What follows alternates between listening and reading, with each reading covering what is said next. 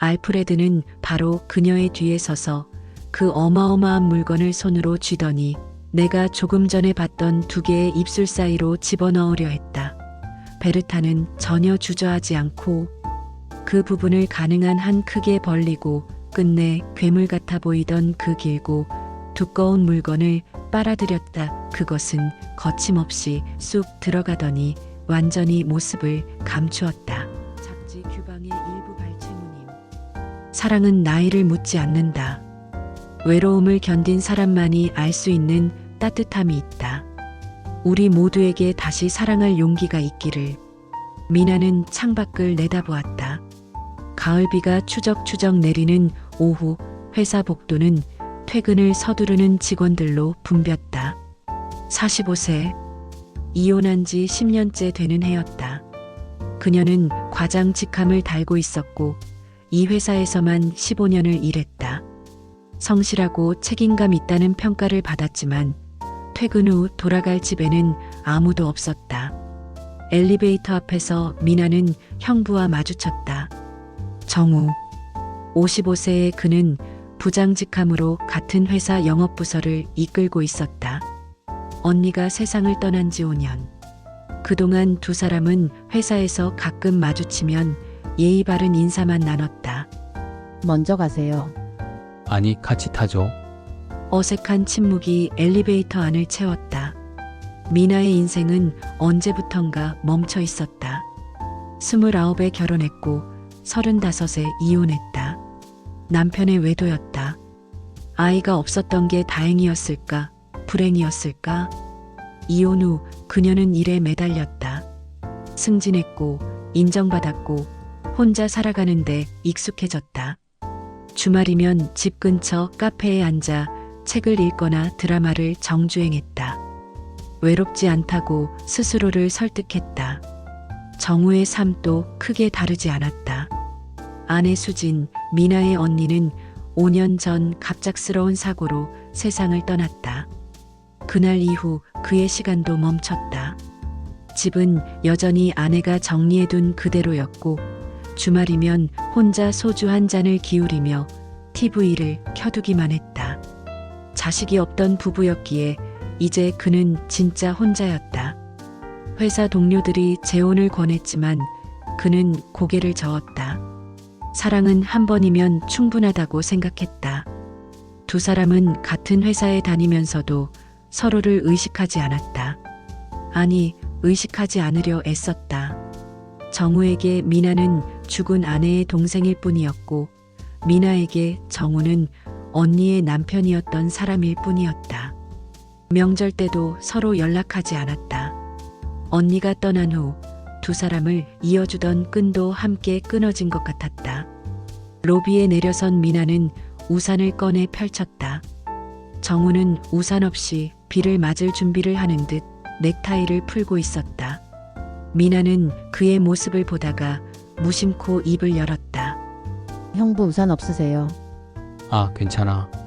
택시 타려고. 미나는 잠시 망설였다. 그냥 가면 될 일이었다. 하지만 왜인지 발이 떨어지지 않았다. 빗속에 홀로 서 있을 그의 모습이 자꾸 머릿속에 그려졌다. 같이 가시죠. 어차피 저도 주차장까지 가는데. 정우가 고개를 들었다. 미나의 눈빛에는 묘한 따뜻함이 있었다. 그는 짧게 고마워라고 답했다. 좁은 우산 아래 두 사람의 어깨가 스쳤다. 미나의 머리카락에서 은은한 샴푸 향이 났고 정우는 이상하게 심장이 빨리 뛰는 걸 느꼈다. 미나도 그의 체온이 전해지는 것 같아 긴장했다. 주차장까지는 불과 50m. 하지만 그 짧은 거리가 이상하게 길게 느껴졌다. 그날 밤 각자의 집으로 돌아간 두 사람은 잠들기 전 묘한 감정에 사로잡혔다. 멈춰있던 시간의 톱니바퀴가 삐걱거리며 다시 움직이기 시작하는 것 같았다. 그날 이후 일주일 미나는 정우를 피했다. 복도에서 마주치면 고개만 살짝 숙이고 지나갔고 점심시간에는 일부러 시간을 어긋나게 했다. 하지만 이상했다. 피하면 피할수록 그가 더 자꾸 눈에 밟혔다.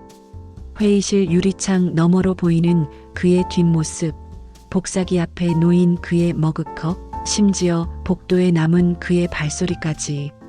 미나는 자신이 미쳐가는 것 같았다. 이건 아니야. 형부잖아. 언니 남편이었던 사람이야. 밤마다 되뇌었지만 소용없었다. 우산 아래서 스친 그의 어깨, 은은하게 풍기던 그의 남자 향기, 빗물에 젖은 그의 셔츠, 모든 게 선명하게 기억났다. 미나는 베개를 끌어안고 신음했다. 45년을 살면서 이런 마음은 처음이었다. 남편에게조차 느껴본 적 없는 떨림이었다. 정우도 마찬가지였다. 그는 매일 아침 출근하면서 오늘은 미나를 보지 말자고 다짐했지만 오후가 되면 무의식적으로 그녀가 있는 층을 배회했다. 수진이 떠난 후 5년간 한 번도 느껴본 적 없던 감정이었다. 죄책감이 밀려왔다. 여보, 미안해. 밤마다 아내의 사진 앞에서 중얼거렸지만 미나의 얼굴은 지워지지 않았다. 2주째 되던 목요일, 미나는 용기를 냈다. 이런 감정을 계속 혼자 끌어안고 갈 수는 없었다. 그녀는 회사 근처 작은 카페에서 대학 동창 수진을 만났다. 사실은 요즘 누군가가 자꾸 생각나. 누구? 소개팅남? 아니, 형부. 수진의 얼굴이 굳어졌다. 잠시 침묵이 흘렀다. 미나야, 정신 차려. 그 사람 내 언니 남편이었잖아. 알아. 근데 어쩌겠어. 마음이 그런 걸. 언니가 죽은 지 겨우 5년밖에 안 됐어. 사람들이 뭐라고 하겠어? 죽은 언니 남편 넘본다고 손가락질 당할 거야. 미나는 입술을 깨물었다. 알고 있었다. 한국 사회에서 이런 관계는 금기였다. 시댁 식구들은 물론이고 친척들, 심지어 회사 동료들까지 모두 손가락질할 게 뻔했다. 너 진심이야? 정말 형부를 좋아하는 거야? 모르겠어. 그냥 그 사람 볼 때마다 가슴이 뛰어.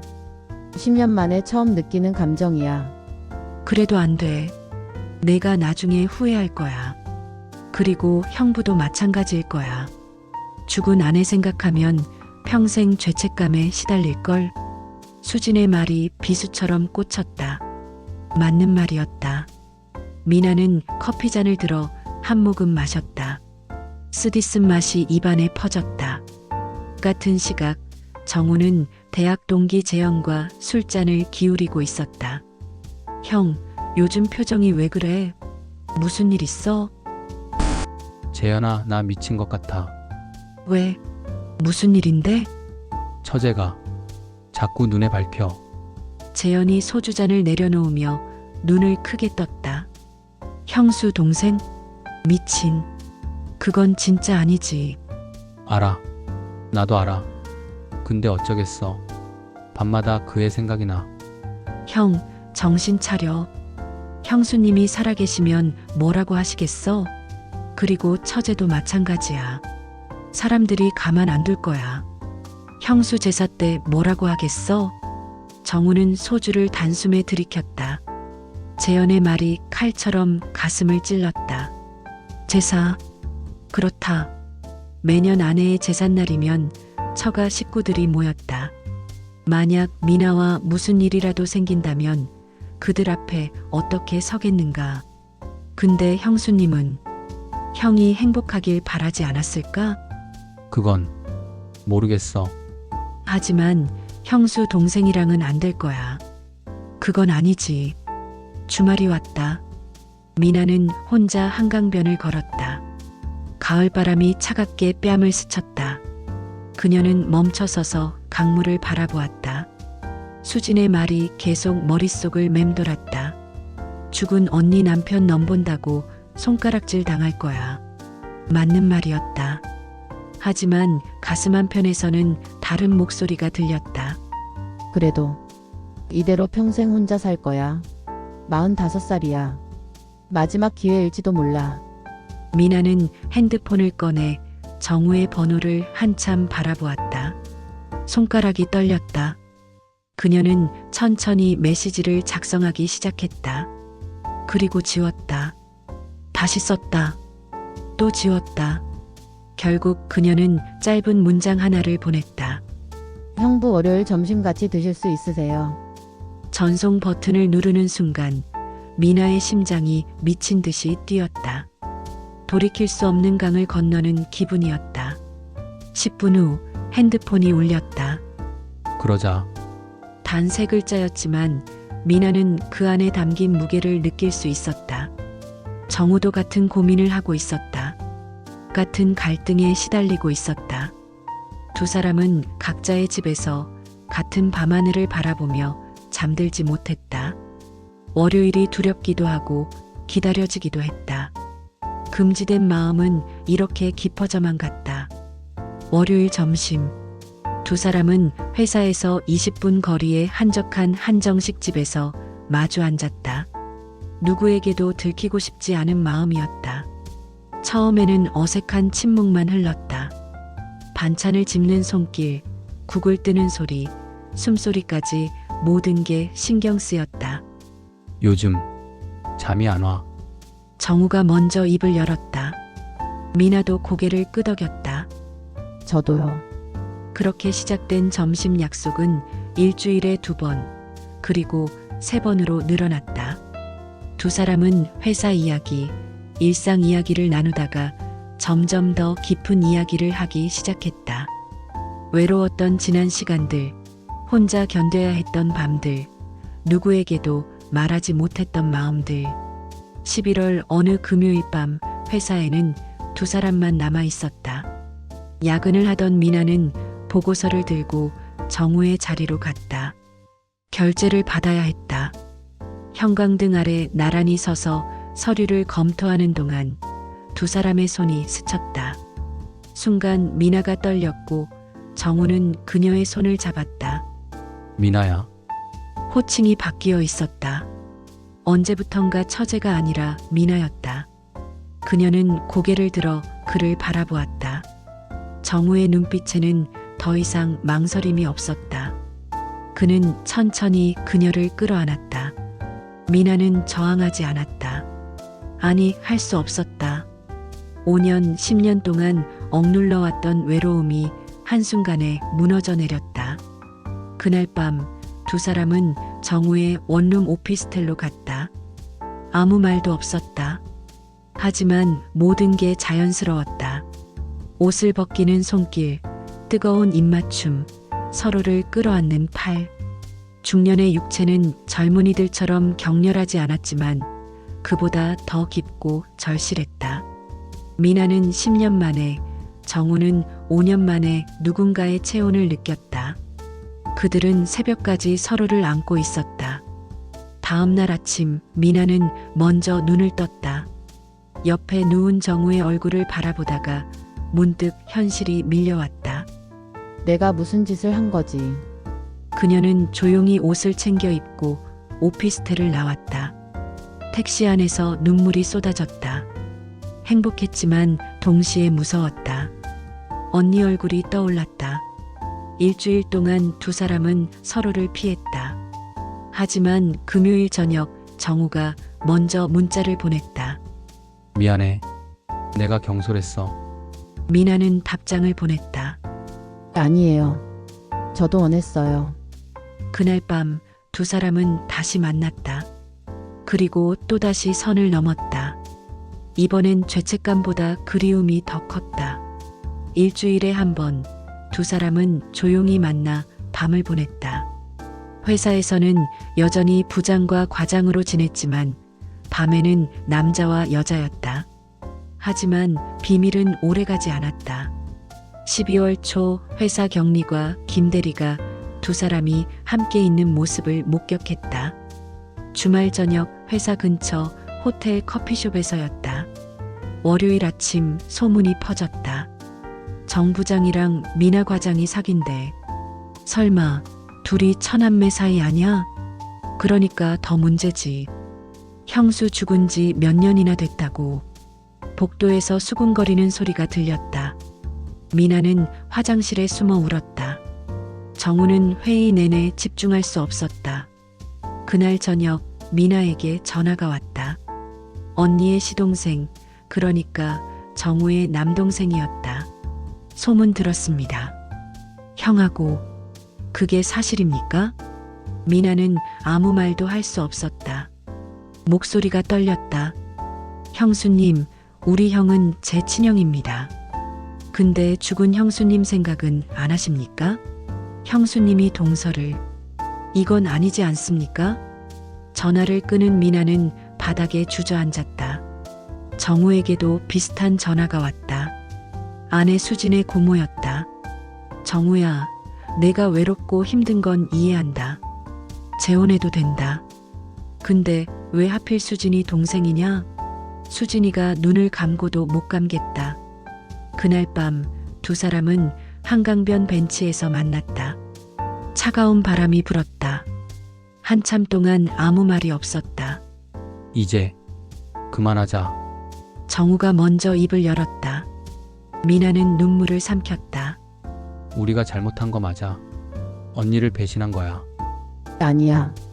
미나가 처음으로 강하게 말했다. 배신이 아니에요. 우리는 그냥 너무 외로웠던 거예요. 잘못된 게 아니라고 생각해요. 하지만 사람들이 알아요. 다들 손가락질하겠죠. 시댁 식구들도 친척들도 회사 사람들도. 근데 형부.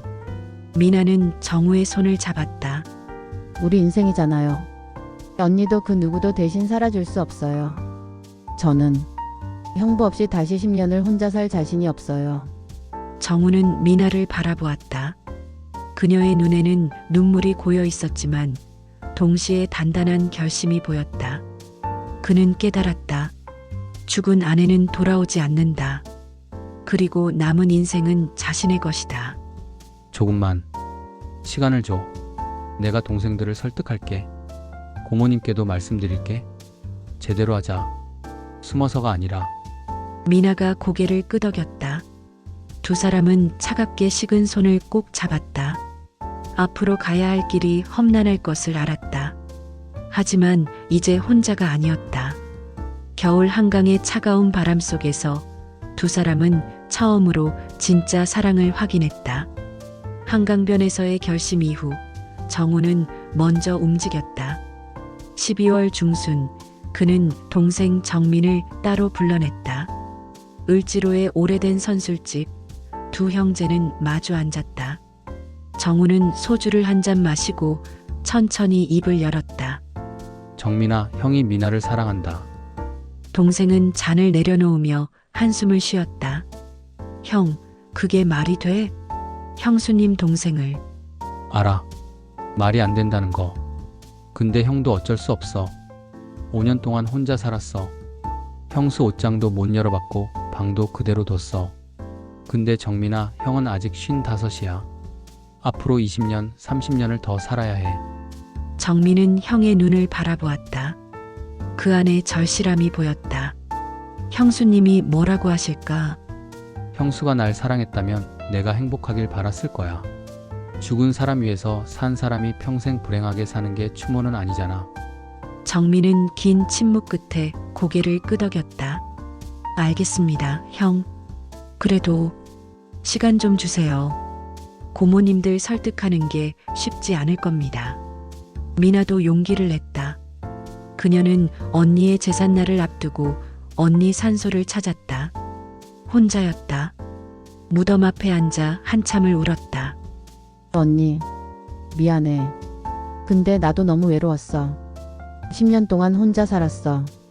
이제 형부랑 같이 살고 싶어. 용서해 줄래? 바람이 불었다. 나뭇가지가 흔들렸다. 미나는 그게 언니의 대답 같았다. 집으로 돌아오는 길, 그녀는 핸드폰을 꺼내 정우에게 문자를 보냈다. 언니한테 다녀왔어요. 이제 괜찮을 것 같아요. 크리스마스 이브 두 사람은 처음으로 데이트다운 데이트를 했다. 남산타워에 올랐고 손을 잡고 야경을 바라봤다. 50대 중반의 남자와 40대 중반의 여자. 결코 젊지 않았지만 그들의 눈빛은 20살 연인처럼 빛났다. 미나야, 결혼하자. 정우가 조심스럽게 말했다. 미나는 놀라서 그를 바라보았다. 진심이에요. 그래. 더 이상 숨고 싶지 않아. 제대로 하고 싶어. 미나의 눈에서 눈물이 흘렀다. 정우는 주머니에서 작은 상자를 꺼냈다. 화려한 반지는 아니었다. 소박한 은반지였다. 하지만 미나에게는 세상 어떤 다이아몬드보다 빛나 보였다. 천천히 준비하자. 내년 봄쯤? 네, 좋아요. 그날 밤 두 사람은 정우의 오피스텔에서 함께 시간을 보냈다. 이번에는 급하지 않았다. 천천히 서로를 어루만지고 속삭이고 확인했다. 미나는 정우의 품에 안겨 처음으로 완전한 안정감을 느꼈다. 정우도 미나의 체온 속에서 5년간의 냉기가 녹아내리는 것을 느꼈다. 고마워. 뭐가? 내 곁에 있어줘서. 저야말로. 그들은 새벽까지 이야기를 나눴다. 앞으로의 계획, 결혼식은 어떻게 할지, 어디서 살지, 허니문은 어디로 갈지. 중년의 현실적인 대화였지만 그 안에는 설렘이 가득했다. 1월, 정우는 회사에 휴가를 내고 아내 수진의 고모를 찾아갔다. 70대 후반의 고모는 처음엔 완강했다. 정우야, 내가 너를 내 자식처럼 여겼는데 어떻게 수진이 동생을. 고모님, 저도 5년 동안 정말 고민 많이 했습니다. 근데 수진이가 저한테 뭐라고 했는지 아세요? 병원에서 마지막으로 다시 사랑하고 살아라고 했어요. 고모의 눈가가 붉어졌다. 수진이가 그랬어? 네. 저는 그 말을 5년 동안 잊고 살았어요. 근데 미나를 만나면서 기억났어요. 수진이는 제가 행복하길 바랐어요. 고모는 한참을 울다가 고개를 끄덕였다. 알았다. 수진이가 그렇게 말했다면, 그리고 내가 진심이라면, 내가 다른 친척들 설득할게. 정우는 깊이 고개를 숙였다. 첫 번째 관문을 넘은 것이었다. 2월 중순 회사에서 작은 변화가 일어났다. 경리과 김대리가 미나에게 다가왔다. 과장님, 저번에 제가 소문 퍼뜨린 거 죄송해요. 괜찮아요. 사실 저도 이혼했거든요. 혼자 사는 게 얼마나 외로운지 알아요. 과장님이랑 부장님, 응원합니다. 작은 위로였지만 미나에게는 큰 힘이 됐다. 그날 저녁 그녀는 정우에게 그 이야기를 전했다. 형부, 우리 잘 될 것 같아요. 그래. 잘 될 거야. 두 사람은 한강변을 걸었다. 겨울이 끝나가고 있었다. 아직 바람은 차가웠지만 어딘가에서 봄의 기운이 느껴졌다. 정우는 미나의 손을 꼭 잡았다. 이번 주말에 우리 신혼집 볼까? 작은 아파트면 되지. 네, 좋아요. 저는 형부랑 있으면 어디든 좋아요. 나도. 두 사람은 멈춰서서 서로를 바라보았다. 그리고 천천히 입을 맞췄다.